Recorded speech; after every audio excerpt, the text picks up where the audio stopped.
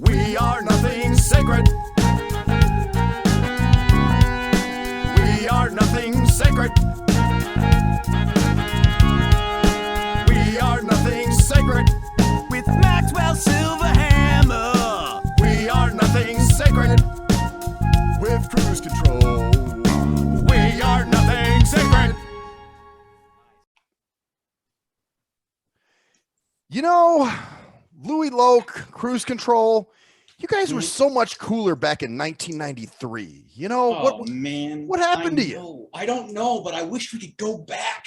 Yeah. I wish we could just be that age forever. Yeah, dude, fucking, you know, me being sick and making rhymes and you know, gonna blow up in the rap kid with kid name. But man, you guys now, like, you got Cruise Control over there trying to work out and eat better. Then you got Louie trying to get his degree and get his shit together and make something of himself. Yeah, but I still beatbox. Oh, there we go. That's true. There we go. That's true. But some people don't want to grow up, and that's what our episode today is about. It's the shrink wrap, folks. Nothing sacred shrink wrap with Louie Loc, the beatboxing folks. Yeah. And I'm Cruise Control. And I'm Maxwell Silverhammer. And this show will be going up on the 9th of August, 2021. Yeah. And today our show is about Peter not Pan wanting to grow up to be a Toys R Us kid because life is in the dog hard. You have to give a shit. Actually, you know what? We have a mutual friend. All three of us do. Our buddy, shout out to John. And he has a term for it too. He calls it the Bart Simpson Syndrome. And the reason being, if you guys remember, you know, the Simpsons have been on since the 80s. Well, here Bart's it is, 2021. The same age. Yeah, he's still 10 years old. You know what I mean? So that's kind of where that comes. It's the same kind of thing. It's the never changing, never wanting to grow up, and actually kind of resenting the fact that you have to. I think that's part of it. Yeah. I mean, I guess it's not really a syndrome. It's not really a noted like psychological syndrome, but no, it's not in the DSM. No, it's of course just not. a series of signs. You know, somebody named it, and I think back in 1983, named this whole idea of Peter Pan Syndrome. But there's no DSM-5 that says, "Oh, if you see these signs and symptoms, then that's what that is." Right. No, it's just behavioral, like standard narcissism. It's just kind of a behavioral traits that you see that kind of add up to like one of them is a concentration on past memories. Like I have a relative who will call me up and she'll be buzzed or drunk, and every single time she sings the same damn song. And now every single time, and now and I can't stand to talk to her because it's all about the past and bringing up stuff that's no longer relevant too. It's like weird. Hey, Cruise Control, come a little closer to the mic, man. You sound like you're in a. Oh, okay. Sorry. There you go. There we go. Man. At least the mic sound doesn't sound like I'm in a tin can this time, does it? Sounds like I'm actually a man. No, you sound great. I'm not like, hi everybody. I can barely be heard. Well, hi-ho. It's funny too, like what Cruise Control was talking about. You know, where the same jokes are funny, the same thing, you know, like the stuff from back then is still cool to them. And they're just like, oh God, you're still laughing about that dumb shit. You know, like that's still funny to you, you know, or that's still cool to you. But it makes me wonder about that though, because like, for anybody who doesn't know, my brother has a little bit of a slight autism, right? And he does that. He'll do the remember when thing, and the, you know, some of the same things are kind of still silly to him and whatnot. So I don't want to really like confuse, like say autism with Peter Pan Syndrome, because it's right. No, these are people who are not diagnosed as autistic or anything like that. It's just that they just can't fucking grow up. But then again, I think what the real issue really isn't about like behaviors, about remember when. It's taking responsibility for yourself and your actions. Right. And that's the real crux of it. It's not blaming other people or your parents or your past for the current situation that you're in. And that's really the crux of the Peter Pan Syndrome is you don't want to grow up because that means you have to take responsibility for your own shit, and you can't pass it off to somebody else like your wife or, you know, the Wendy's in your life, as they call them. Yeah, that's the female who kind of, you know, cleans up your shit. And it's not necessarily she's an enabler. Well, it could be a Wendy, or it could be a Wendy or a Walter. You know, it could be Petra Pan, whatever. The whole point is growing up, and the person who's responsible for you is not yourself. It's always somebody else who has to clean up your messes and take care of the things that you are supposed to take care of as an adult, you know. Right. Right. Well, that's the crazy thing. But there were some interesting theories on this shit too. And Louie, I think you threw out there were in that article that you sent me that they were talking about. Yeah. So maybe we should go over some of those. Well, here's the deal. I mean, what it basically is talking about is that it's not just one of those, oh, I remember the good old days and I'm sticking to the good old days. It's almost like the carefree good old days. Remember when we didn't have to worry about, you know, when the light bill was due and all that stuff because our parents took care of that stuff, you know? Right. Exactly. And so, and so it's like they want to stick to that kind of formula, and it affects like their financial responsibilities and their emotional needs and kind of like their relational needs. They just don't want to get into that whole idea of adulting, being an adult. You know, because it's just a fear. We could definitely go over some. Yeah, Okay. we could definitely go over some other things that are involved in it. The article kind of alluded to some like parenting styles that may have a you know, like a causality for it, or maybe a correlation for it. Right. So yes, that's actually one of also. the things I wanted to go over first, honestly, was the reason why it's so prevalent in our society with a lot of us, including myself. I mean, I'm not going to lie. I feel like I'm just starting to grow up in my mid 40s, which is kind of scary. Well, but I think, but I think the reason for that, though, if you is because we don't have rites of passages anymore like we used to, where you had stages where adults used to want to do the things that adults did. They wanted, and the adults made it a privilege to do those things. You know, like it used to be like, oh, I want to help my mom with this, and I want to do that with my dad. You know, I want to help him in the yard. I want to help him do this. I want to help him clean the house. Right. And you know, when it's like, oh, you don't have to do anything. The snowplow, you know, helicopter Disneyland parents who want their life to be perfect because life is hard, and it should never be hard because when life is hard, it's just, you know, my kid is sad. Yeah. You know, and then there you go. You're a 35-year-old who still lives with your mom, or still, you know, whatever you're doing, you know, just not doing anything for yourself and still wondering why your life sucks and why you're making the same mistakes and doing the same things over again. You know. Yeah. That makes sense. Pretty well. You know, that article that Max alluded to is called Peter Pan Syndrome, when people just can't grow up. So if you ever needed to look that up on the internet, it's that easy to find. It's not very hard to find. No, and I'm looking. I look at different options too, because it's also part of the hero's journey as well, which is the transformation from child to adult, and usually that involves coming of age, slaying a dragon, you know, a metaphorical or whatever kind of dragon, like a fear of yours, or overcoming something. Like even for us, I feel like we kind of were the first generation who had the blur between adulthood and childhood really show up as strong as it did. Because you know, I look at my grandparents and they were, you know, they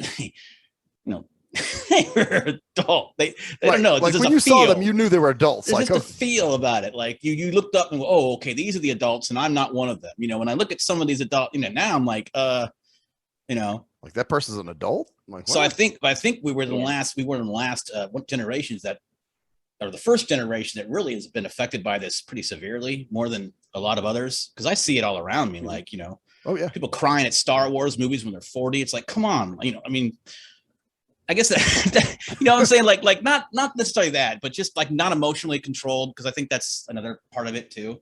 Well, that's the thing too. Yeah, that's a good example. Like, you know, when Michael Jackson died, you had grown fucking adults jumping on the fence and crying and saying it's the worst day ever, and you're like, are you fucking kidding me, man? Come on. Yeah, perspective, right? And you've got parents who are still on. I mean, when insurance now is for you can be 26, 27, still on your parents' insurance.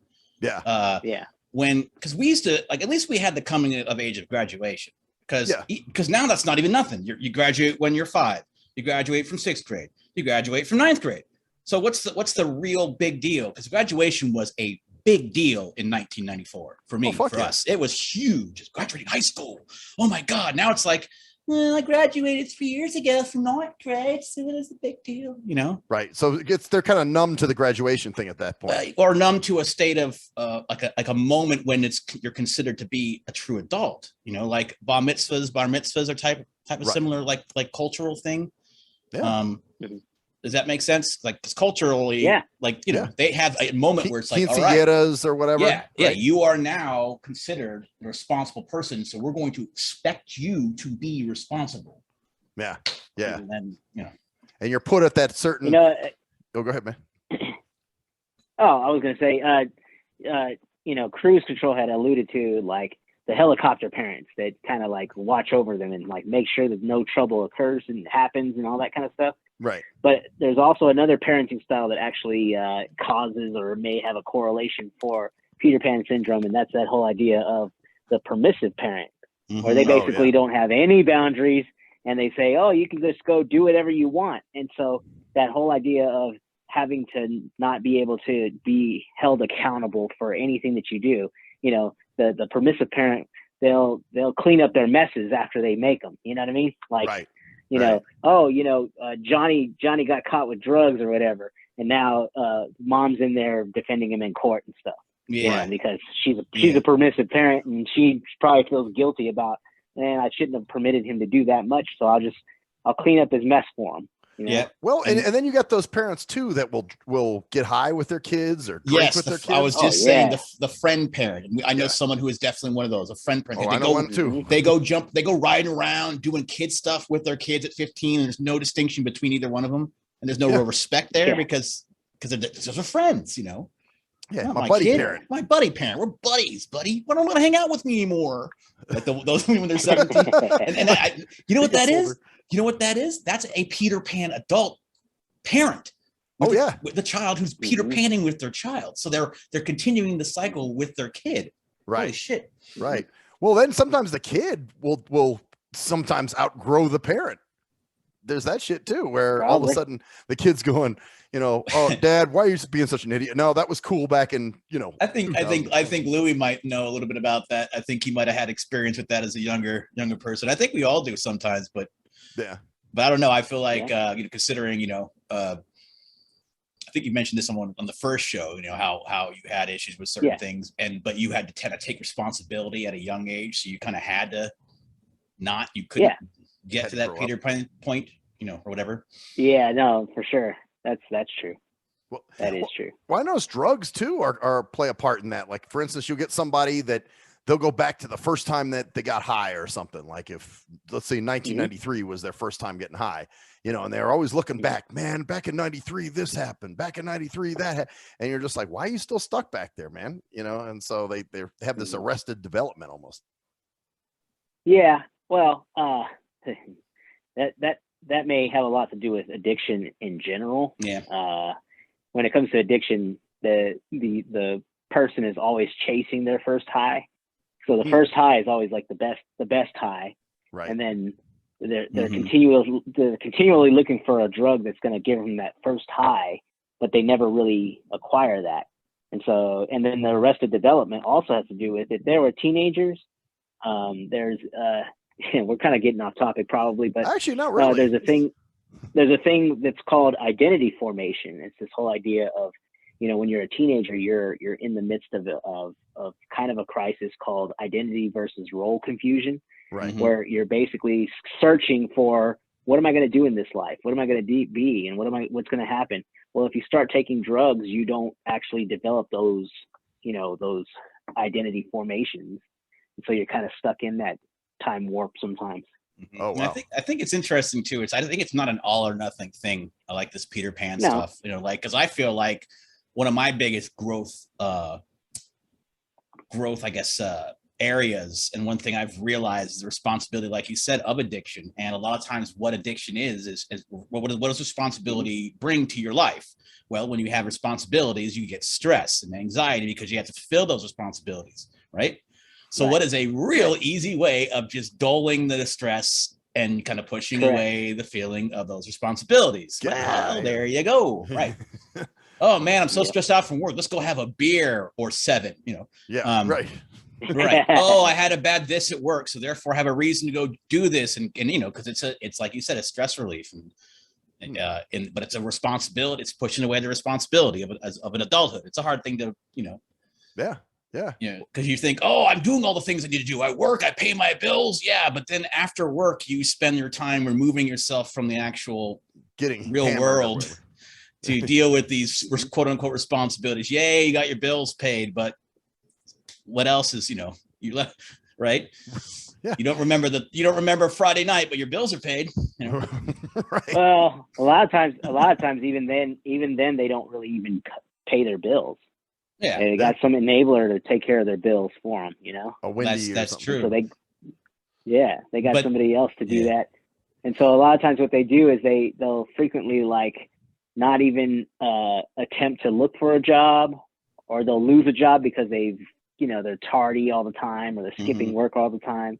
Right. Or they'll lose a job because of the stress involved, or they're bored, or they're somehow challenged in some way.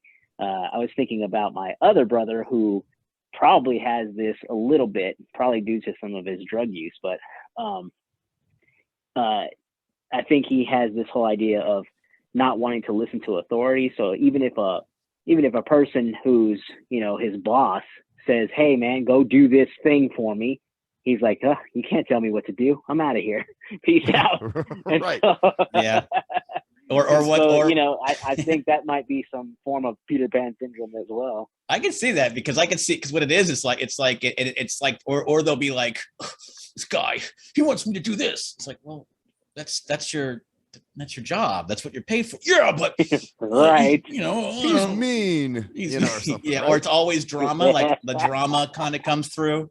Oh yeah. Because yeah, what that is it's a means of putting the responsibility on somebody else. Not my fault I lost that job. The boss, he was just this and that. And that. He's a dick. Yeah.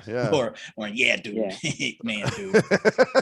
This is a friend of ours that we have that would always blame shit on everything, but it was always his boss's fault, just like cruise control saying. Or like when he was in school, it was always the teacher is the reason he was failing, and over and over and over again. And so guess what happens? Since they don't learn, since they don't have responsibility and feel obligated to what they do or don't do, then they never learn from their mistakes and keep making the same damn mistakes over and over again. Yep. Yeah. It's like a constant thing. And it's like, why are you doing the same shit? Oh, because man, this time it wasn't me. All right. Yeah. It was the way that the building, it was facing north, and when it faces north, the sun hits it in the morning, and that fucks me up, man. Some kind of weird ass excuse. I'm going to say something here, and you guys are probably gonna go, what? And I want to I'm going to say something that is a big factor to this Peter Pan syndrome in our world today, and that is something video games are a huge factor in it. Oh, and, I guess they could be. I agree. Oh, absolutely, because you can dive into a fake world where it's really easy to do a lot of things. You can run around the world and get a lot of money. And then, hey, I've got a lot of money in this fake world that takes a lot less than the real world to get this money, and so you get that, well, I'm doing something, and then you're sitting in your basement for, that whole, right. Well, you spent the whole night in your, whole night next day in your basement. Cause I'm a gamer. So that whole basement dwelling shit pisses me off, but there's a reason for the stereotype. Right. Well, I'm sure you play some games with people like that. Go ahead. Yeah, kind of on a related note, they sometimes they go the full throttle and they create these unrealistic goals. I'm going to land this big record deal, or I'm going to do this. I'm going to be on a pro sports team or whatever. And yet they don't work out. They don't produce music. They don't get out there and try to network with people. They don't do any of that stuff. But all of a sudden, this thing is going to come to them out of the thin air, like, oh, it's going to happen, man. I'm going to get this big record deal, but no work was involved in it. Yeah. Oh God. Well, it's funny he used record deal, because I'm just thinking like I know people like that. Yeah. And the workout thing, or I'm going to do this. It's like, all right, so have you planned for it? Oh, well, I don't need to plan. I just need to think. Like, maybe it's that whole secret crap where it's all, I'm sorry. This is bugging the shit out of me for a long time. This whole idea of if you think it'll happen, I just gotta believe. Yeah, I don't like the law of attraction energy. That's I think thank you. I hate the law of attraction. That is such Peter Pan bullshit. It's a secret. All I gotta do is just think, and if I push the energy, it'll happen. Yeah. See? No, you're sitting on your ass doing the same shit you were a year ago.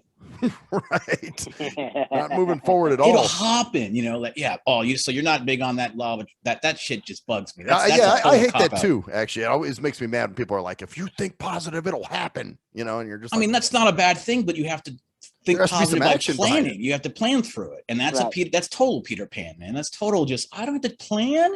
It's like when you're a kid, Daddy, isn't there magic? No, son, I want there to be magic. Yeah, that's well, you know, another kind of Arrested Development / Peter Pan Syndrome. Did you guys ever see the movie Baby Boy? I don't think so. Yeah, You did? Okay. Remember how Snoop was With Tyrese. very, what's that? with Tyrese and Snoop. Snoop, yeah, exactly. And remember how Snoop, Yeah. just the way he behaved, like how he treated the kid, you know, he was acting like a Yeah. kid himself, man.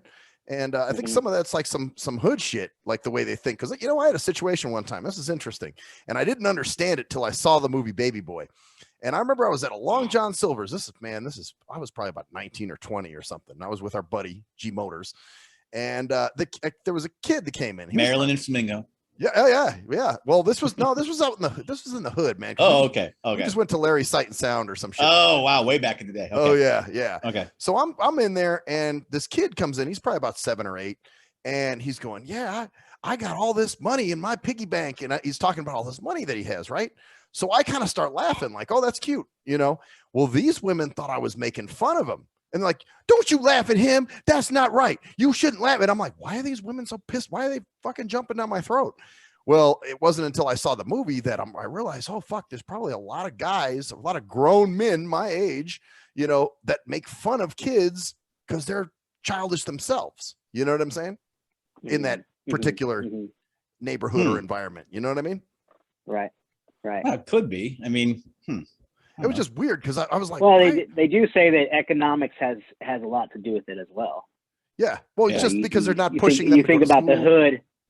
Yeah, you think about the hood and being poor. Well, they're kind of almost synonymous. So it's like, yeah, well, if economic hardship is there and nobody says, hey, you know that you can live life better, that there's a better life out there. If they just say, no, man, all you got to do is, you know, the only thing we're able to do is slang rocks, or the only thing we're able to do is you know, do these types of activities. There's nothing else out there. Then it kind of limits their ability to say, oh, I can achieve whatever I want to achieve, but this is the only way I can do it. I don't even really want to do it that way. Right. And so they say, Yeah. forget my dreams. I'm just gonna live poor and just like live my life out. Well, there's the other thing. It kind of goes along with the that's a very good point, because it's like simple-minded like ideas that are passed along to different Generations or whatever. generations. And, you know, it's the same thing with, you know, this has nothing to do with any specific group of people based upon any, this is all about economics, by the way. There's the same you got you got the white trash, same shit. Yeah, same shit. It's all about economics and about mindset. Exactly. So just to make sure that everyone knows what we're talking about. But I think there's another thing going along with that is the other kind of parent. It's you're the best person. You are special.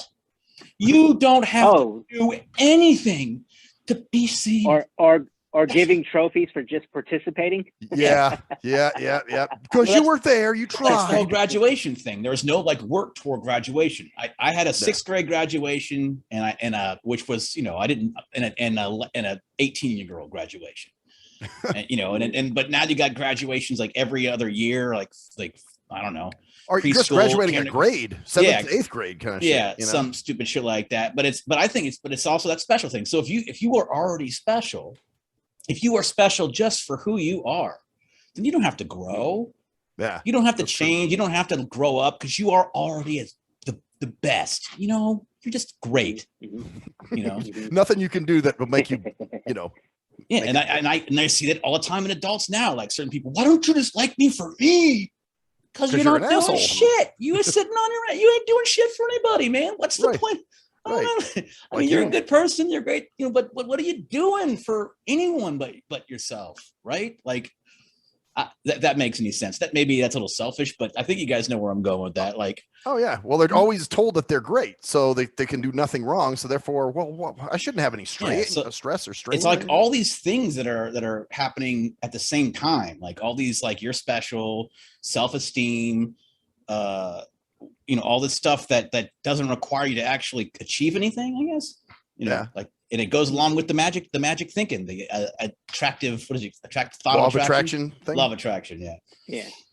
You know, I was also thinking about is like this whole idea of, you know, sometimes they think, you know, everybody's calling them special. You're so special. You're doing this great. You're doing this great. And maybe in the back of their mind, they're like, you know what? I don't see it. I don't see why I'm so special. And so it creates this whole, like, this whole system of having low self-worth and low value of themselves, because they're like, I don't see how you think I'm so special. I'm not doing anything. Right. I'm not doing anything all that special. It's like almost like a burden instead of like it's a burden on them. Like, am I special? I gotta be special. I'm not special. Or, Right. you know, I'm not meeting up to what they're saying. You know, I have a different expectations. Yeah. Right? That's interesting. Yeah. That's an interesting theory too. Yeah, man. It's crazy. So I guess the point of it all is, like, how do you get people out of that Peter Pan syndrome? Like, is it all just about responsibility? Because it seems like a simple answer, but it seems like, well, it seems like a simple answer, but it's also, you know, we have to take into account the fact that it does take, I think, a little bit more. What the article was saying is that it takes a little bit more in this generation to be able to network with people, and you would think that that's not true because of social media, but I guess the whole idea of, you know, actually getting out there and hustling and being self-motivated and getting out there and doing all these social skills that, you know, we probably should have been taught but weren't taught. And so that's that whole idea of, you know, with that. Another thing that it also alluded to is that, let's say that, we're all guys, but let's just say that, you know, there's a girl in our life and one of us has Peter Pan syndrome, just for hypothetical. Right. And the girl is like, you know what? I'm tired of enabling this guy. You know, what can I do? You know, let's say she comes to a counselor or something like that. And what the article is basically saying is that when you actually express your goals and your dreams, then that may be enough to get him off his ass and be like, oh, she wants that. I love her. So maybe I'll go do something about this so I can make whatever her dream is to come true. Well, pussy is quite a motivator. I will tell you that. and you know, because there's been some times, man, I mean, honestly, it's what got me my job. Yeah. Remember? Because I used to have a crush on the chick that worked in the library there. And so I started volunteering and, you know. Yeah, so, because you were like, and you're like, oh, I'm going to do better, you know. Yep. You know? Yeah. Well, I was pushing, like, I want to see her all the time. I want to be part of it. I want to, you know, so it motivated me, because prior to that, I mean, you remember cruise control. I kind of gave up on working, you know. I was like, fuck, I guess no one's going to give me a job. So I'll just sit back and you know, just kind of let things happen, you know. It's a grow up. It's a part of it. It's a piece of Peter Pan that you popped off. You dropped that piece of Peter Pan. It's very interesting though, because I wonder about that. Like, you know how they say that, I don't know, like 70%. I don't know if that statistic is correct or not. It's that 70% of visually impaired people can't find a job or aren't employed at all. That's another good one. Kind of a thing. Yeah. And it's like, I know that a lot of our audience is visually impaired, and I'm sure that a lot of them are probably, according to the statistic anyway, unemployed. And it's like, okay, you don't have Peter Pan syndrome. You might just be a victim of the whole system that's in place. Right. But just keep pushing, you know, keep knocking on doors, keep networking with people, keep socializing with people, keep asking people, hey, do you have a job? Do you have a job? Do you have a job? And eventually a door will open. Right. And I'm talking a lot to myself, right? Right now I'm in the job hunting process. Like, I have a part-time job and all that kind of good stuff, but I want a full-time job, because I just got my master's degree, and it's like, let's get this full-time thing going. Let's go. Let's move it. Yeah. And it's a little slow going. You know, the process is slow going, and I'm like, man, I thought it was going to be much easier than this. And it's like, okay, I got to put on my big boy shoes and just be like, okay, let's keep knocking on doors, keep interviewing, keep pushing it until I actually knock open the door. And it's definitely that's what true. I would say to all. You know, all our visually impaired friends out there, is just keep pushing.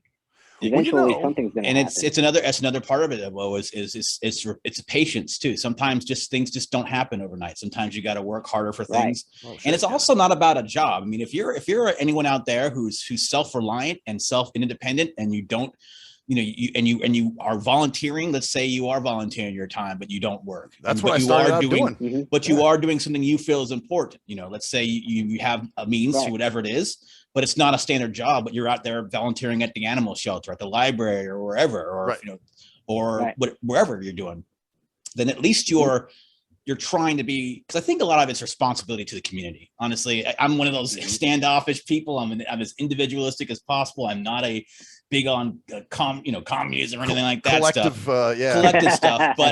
But as an individual in a society, it just seems like, you know, that's part of it. You have to kind of be responsible toward your, you know, toward at least your immediate family or whoever your acquaintances are, to at least, you know, handle those responsibilities. So. But, you know, man, having said that, though, a lot of blind people do have some Peter Pan syndrome because, again, the expectations are low. Oh, you know, you're not going to have to work and the government will take care of you. So then they internalize, okay, I'll give you guys, this is great. Well, I know. I just got a phone call last week from somebody.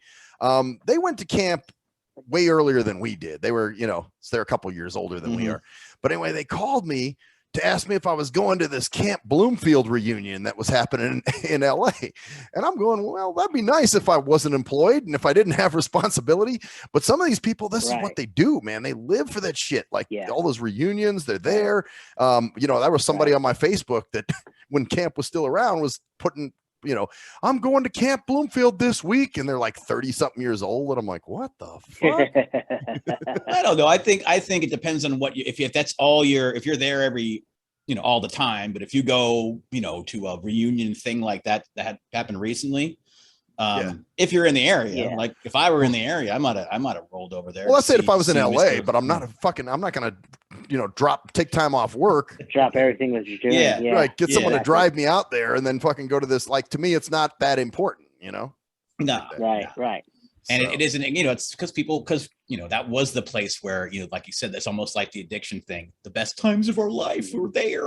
This used to be my playground. Yeah. This used to be my playground. Yeah, that kind of shit. Used to be my pride. Which, hey, man, camp is great. I mean, we had some amazing experiences there. That's where we had some growing up experiences there. Fuck yeah. some growing up exactly. It helped us grow in a lot of cases. And I think that's part of the problem. That's maybe it's one of the reasons why a lot of blindos that are coming up now don't seem to be as independent, is because they didn't have the chance to grow up in those situations around kids. I think that's another problem too, is it's like you said, socialization, Louie, is that kids aren't socializing around kids anymore.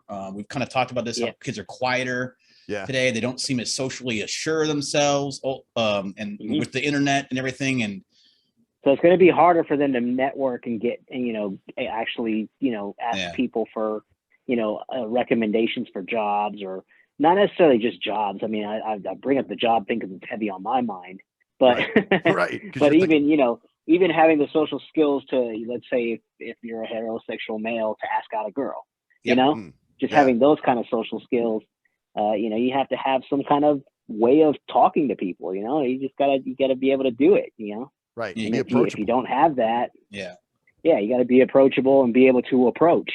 You know, I remember when I was scared of girls back in the day. Well, that's it. It was back in the day. Over that, and I got over that, and I did my thing, but but you know, I was approachable and I was approaching. You know? Right. Well, hell, you don't even have to get over that now. You've got apps that'll do it for you. Meet this girl at this place at 10:30. Oh yeah. Swipe to the right if you like her. Swipe to the left if you don't. Swipe to the left. You don't even have to freaking get to know anybody and decide whether they're worth it. It's like, oh, she's got a nice pic. Oh, meanwhile, you know nothing about her. She could be a fucking crazy serial killer bitch. Psycho. Exactly. Right? Yeah. That's what I'm saying. And it's also all, and what do they see? All they see is YouTube and influencers. That's the influencer. I hate that word too, dude. The influencers are who all they do all day is talk about movies and comic books and video games and other crap that are leisure things. They're leisure activities. You know, the Wheel of Time series is making to a movie. Who's gonna play the main character? It's like, dude. I mean, that's cute. That's great. Pop culture is great, but this is what you're aspiring to do, you know. Right. I guess I'm getting to the point where I love all that shit, man. I'm a total, like I said, total gamer nerd, but But when you have when you're going for like, when you do something, a service like Max provides, or that you're working towards, Louie, to actually help people, or even me with my music and trying to do that and trying to at least spread some fucking joy. I don't know. Yeah. Well, you have a purpose. Yeah. It's not just having a purpose. Yeah. That's probably that might be the biggest thing as to grow up, is to have some kind of overriding. Yeah. Actually, that definitely. That's the whole thing about, goal setting, because that's the thing. They don't have any goals, or their goals are not realistic. Yeah. So having goals set out, and like actually having a plan to create those goals. Yes, like an outline, like like getting a piece of paper, get this, or getting on your computer. This is crazy talk here, and going, I want to do something. I want to go across country and whatever, do something crazy. I want to live so what do I do to get there? Step 1, write it down. Step 2, what? No, I don't have to do that. That's right. I mean, yeah. Write down your goal, write down the steps that are going to take you to your goal. I mean, it sounds so like boring, but you'd be surprised. The thing is that you gotta make reservations before you can jump on a plane. Well, that's true. Yeah. Yep. You got to plan out the trip before you go, or else you're not going to have a hotel to stay in. You're just going to get there and go. That's right. You're right. Absolutely. Actually, I've seen people do that, where they come somewhere and they're like, I don't have a place to stay. Well, what the fuck? How did you come out here with nowhere to stay? No, but that's the thing. That's total Peter Pan syndrome. I don't have a place to stay. So when they get there, I'm already here. Can I stay with you? Clean up the mess. Right away, some people came right to mind when you said that. Oh man, dude, seriously, that's a total Peter Pan. It's like, I'll just go out there and see what happens. I'll say, hey, I'll be out there. Or here's another crazy one. What happens here a lot is somebody will like text me or message me or whatever and say, hey, I'm in Vegas, let's hang out. And I'm like thinking, dude, some people actually have jobs and responsibilities, and we can't just drop shit at a moment's notice because you say, I'm in Vegas, let's hang out, so I've had to tell some people, man, bro, you should give me some notice. I got another one too. This might rub, hopefully this doesn't rub you the wrong, Louie, with your mental health, like experience, stuff like that. But there's another big one that I see. Another big one that I see is blaming a mental health issue on their lack of responsibility. Like I saw persons, I had to quit this customer service job because I believe I had PTSD from a previous customer service job. Oh, Jesus. And I'm like, do you really know what that is? Like, yeah, I mean, contrary to what people might think, I'm sure a lot of mental health professionals out there will tell you is that we're not big on trying to diagnose people because that label follows them for the rest of their lives. Yeah. So now they say all. If we put that down that they're bipolar or they have PTSD or that sort of a thing, that follows them throughout their medical charts, throughout their whatever, once they're diagnosed. Yeah. So I'm big on trying to solve whatever problem is in front of me at the time. Right. And if I feel like, whoa, this is like happening across the board, okay, fine. Maybe I will say, okay, maybe we should take some tests and assess you for PTSD or for whatever other mental health issues. But to be like so quick to diagnose, like the minute they walk in the door and they start explaining things, it's like, no. Oh, you got OCD. Sometimes it just has to do with some belief system that you have or some thinking pattern that you have, and if you break that pattern, then you'll be just fine again. Right. Yeah. Well, a lot of people have like a laundry list of shit. I got OCD, ADHD, fucking. Yeah, I know. And it's they're like proud of it. Like it's something. You know why they're proud of it? Because it's an excuse. God, thank God I've got an excuse. Yeah, I don't have to fall back on that. Be responsible. Like I said, responsibility. I got an excuse. It's not my fault that job I left. I stressed out of it. I couldn't handle it. But it's because of my mental. Maybe you're just a weak-willed person. You can't handle easy shit. Maybe you need to toughen up. Maybe you get a backbone. Right. Maybe that's part of it. Maybe that tough love shit. Because I think in a lot of other countries. Not just that. Yeah. I wouldn't go so far as to go to that extreme. But what I would say, and I'm a type of person who's kind of a tough person too. I agree with you to some extent. But what I would say also is that sometimes people just don't have the right coping mechanisms in their toolbox. And so they need different kinds of coping mechanisms to deal with stress. Yeah. Like sometimes things really are stressful. And it's like, okay, but I don't know how to deal with it except with drugs, or I don't know how to deal with it except to run away by, or going to fight somebody or going to take out my aggression on some schmuck, or Right. whatever. They don't have positive, like, thought-provoking stress coping mechanisms to deal with it. And so it's like, maybe that's the whole thing. That's the if you reason had why they're those- not growing up or whatever.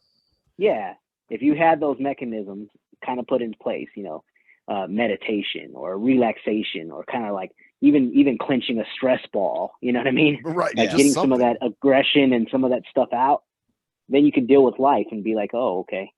Yeah. And that's On part to of the growing next up thing, is finding those kind of life hacks that each of us have to have.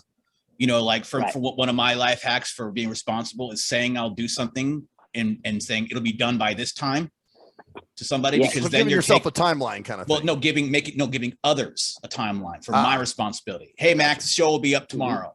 Gotcha. This will be done tomorrow. This will be done Tuesday. Okay. Well, then I just told someone it's going to be. Because then if it's not, then you look like an idiot, right? Yes. Right.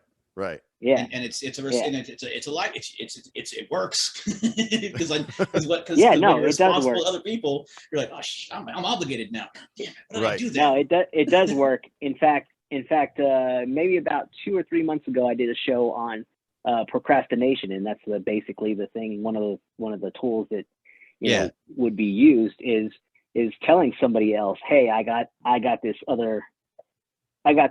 thing that I'm going to do for you. And then, they go and do it like, well, I got to do it now, because if I don't. Right. Well, some people don't give a shit. There's egg on my face. Well, there's some I people, know that. they don't care. They'll make, oh yeah, you'll have it by tomorrow. And then all of a sudden that, I know someone like that too. Oh, I know, but there's other life, but I'm saying like just a life hack that works for me. It might not work for the people, but like you said, stress ball or anything else. And I think that's one of the reasons why we're in deep trouble as a society. Is that we are so pampered that I don't see other societies like where life is hard from the beginning, where they're farming and living off the land or having to provide their own food to actually live. I don't think they ain't worried about Peter Pan syndrome in those places. No. Nope. In those third world countries, they're not tripping. There's no Peter Pan anything. No, they got to feed themselves, and a lot of those people, their children have to go out and hunt, and that's a rite of passage for them as well. Go hunt that boar, kill it, bring it back, and you can eat. Or whatever. Yeah, but it's no sitting in your basement playing video games, or it's no, I'll get to that tomorrow, or I have this big dream, but I have no ways of actually creating that dream. It's just going to happen eventually. Yeah, right. I haven't planned anything. I don't have a strategy. I need to get this crop done, or else my family is going to starve. Right. Right. Holding you to the fire now, man. Like, okay, this is what's going to happen if you don't do this. Instead of, oh no, I'm not going to have my Netflix account. It's got canceled. Something really stupid. Yeah, and you're right. It's the pampered. A lot of people are way too pampered. Oh, I'm totally too pampered, dude. Oh, yeah. All of us. Man. We have no idea. I have no idea how. All of us. Oh God. All of us. Well, we're all guilty. See, that's it. I mean, just because we're bashing people with Peter Pan syndrome doesn't mean that I think we don't have little elements of it too. I think our society has it. I think we've geared ourselves to be so. What's the term we always hear now? Strong men.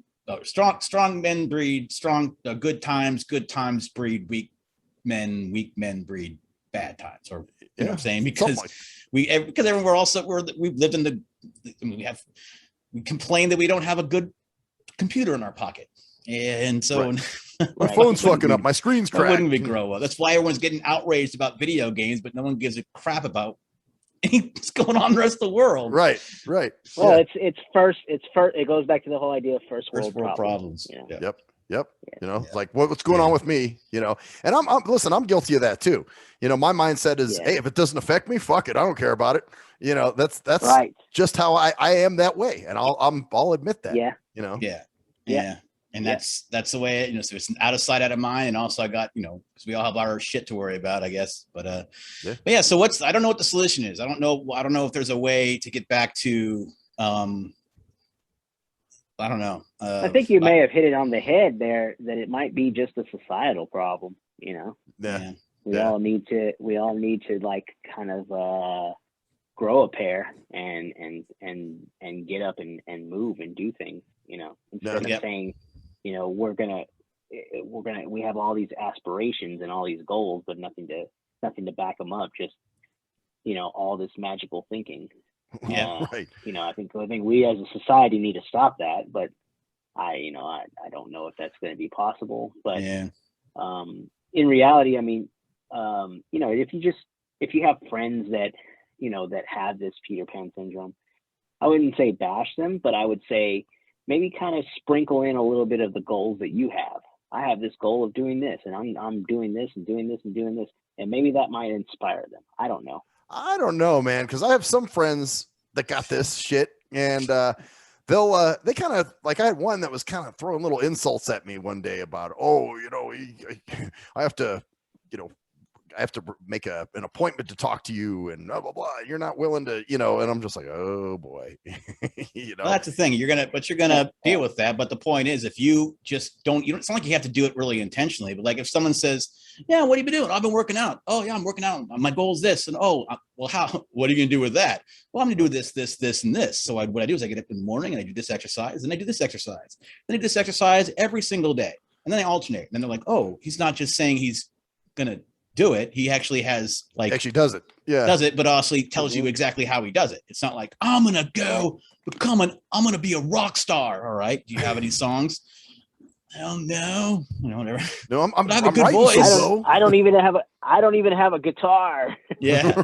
Right. I got a good voice. I can sing well in the shower. Oh. Actually, well, there's one guy, I have him programmed in my phone as Adam Sandler. Because you know how Adam Sandler always played characters of, Arrested Development, a little bit guys that don't want to grow up shit. Yeah. And that's how this guy is. I mean, he's got a family, he's got a wife and kids and everything, but all the fucker wants to do is go to concerts. And, when he's out here, he wants to run around to bars all night and concerts and I'm just like, Jesus Christ, bro. You're not 21 anymore, man. Come on. You got to be. I tell myself that every week. Well, it's yeah. Well, that's it. I guess that's the main thing to take away is that growth is a process and self-growth is a lifelong thing. It never really stops. Mm-hmm. Well, so growing up never really stops. But some people, I don't think they actually take it like a serious, like an actual goal is self-growth. Like, I think that's something that we've lost as well. Like a goal of mine is self-growth. Like I want to be a better person. I want to shore up all these weaknesses that I know I have and these childish things that I still do. Right. And I don't think that's, it doesn't seem like that's respected. And so that's all it is really, honestly. We're all children in our ways, and we will be until the day we die. My 75. You got to when your 70-year-old parent goes like fucking dumbass kid, and you're going that ain't adult, bro. Hey, he's still mad about that, by the way. I was talking because you know what happened. My stepmom actually she did injure her hand when she fell, and she had to have it in a cast. And I was talking to him today. He's like, yeah, she finally got the cast off, but the whole thing was fucking stupid. I mean, Jesus Christ. And I'm just like, God damn, you still mad about this shit? Yeah. So just take everything we say with a grain of salt, because shit, we're just talking, getting ourselves together. But don't get too offended. Well, there. I think the Peter Pan syndrome, where it comes in, is when the childish things overpower the adultish things. So in a sense, we all have a little bit of this in us. But when it becomes like way more than the actual taking responsibility and doing things for yourself and trying to make sure that food is on the table and all that kind of stuff, if we sacrifice all that and say, I just want to live like a little kid for a while, for a long time, maybe forever, for the rest of my life, then that's when it becomes Peter Pan syndrome. Yeah. Well, okay, like here's a thing. Cruise Control and I have actually both been told, because we're not married, we don't have kids, it was just some responsibility we just did not want, and we're adult enough to realize that that's not what we want. Well, we were told, time for you should really grow up. You need to grow up. Well, no, it's just that we just don't want this particular responsibility. We didn't want kids. Right. So no, there's nothing wrong with that.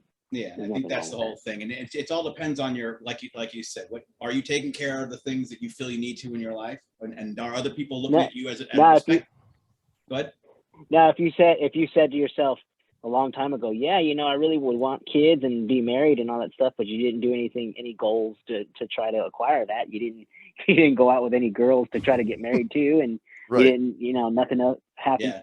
Yeah. It all depends on it all goes back to this whole idea of choice and like what you want.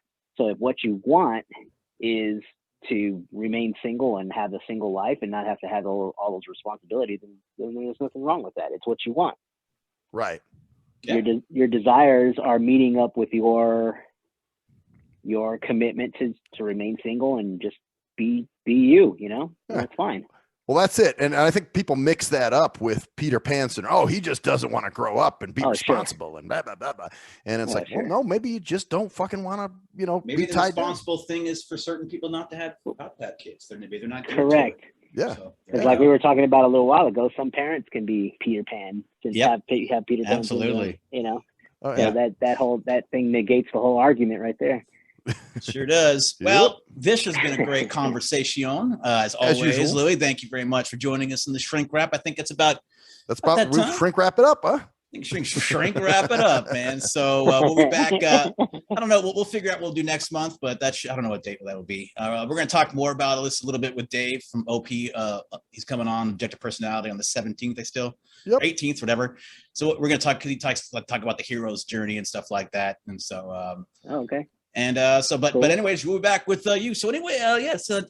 9th of August 2021. This has been the Nothing Sacred Shrink Rack. I am Cruise Control. And I'm Maxwell Silverhammer. And that's the story there. Bitches. Louie Loc.